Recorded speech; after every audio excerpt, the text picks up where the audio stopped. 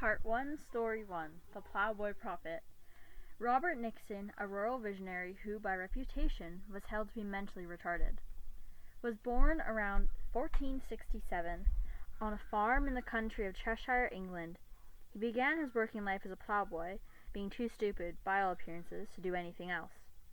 He was mostly a silent youth, though sometimes given to strange, incomprehensible babblings that were taken to be a sign of his limited mentality. One day, however, while he was plowing a field, he paused his work, looked around him in a strange way, and exclaimed, "Now, Harry! Oh, ill done! Oh, well done, Harry!" Harry had gained the day. This outcry, more cogent than most, though still incomprehensible, puzzled Robert's fellow workers. But the next day everything was made clear. At the very moment of Robert's strange seizure, King Richard III had been killed at Bosworth Field, and the victor of that decisive battle, Henry Tudor, was now proclaimed Henry of England. Before long, news of this seer reached the new king, who was much intrigued and wanted to meet him. An envoy was sent from London to escort Nixon back to the palace. Even before the envoy left the court, Robert knew he was coming, and was thrown into a fit of great distress, running up and down the town of Over, and crying out that Henry had sent for him, and he would be clammed, starved to death.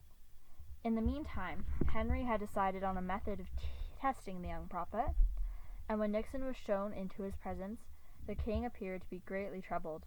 He had lost a valuable diamond, he explained. Could Nixon help him locate it?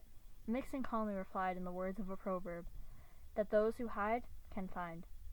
Henry had, of course, hidden the diamond, and was so impressed by the plowboy's answer that he ordered a record to be made of everything that the lad had said. What he said, dully interpreted, forecast the English civil wars, the death of kings, and war with France. He also forecast that the town of Nantwich in Cheshire would be swept away by a flood, though this has not yet happened. But the prophecy that most concerned Nixon, and the most impossible of all, was that he would starve to death in the royal palace.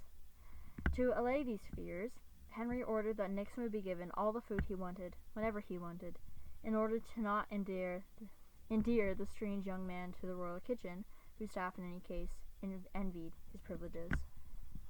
One day, however, the king left London, leaving Robert in the care of one of his officers.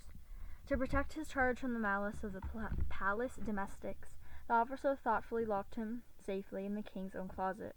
The officer was then also called away from London to an urgent business, and forgot to leave the key or instructions for Robert's release. By the time he returned, Robert had starved to death. Credits to Charles Mackay, Extraordinary Popular Delusions and the Madness of Crowds.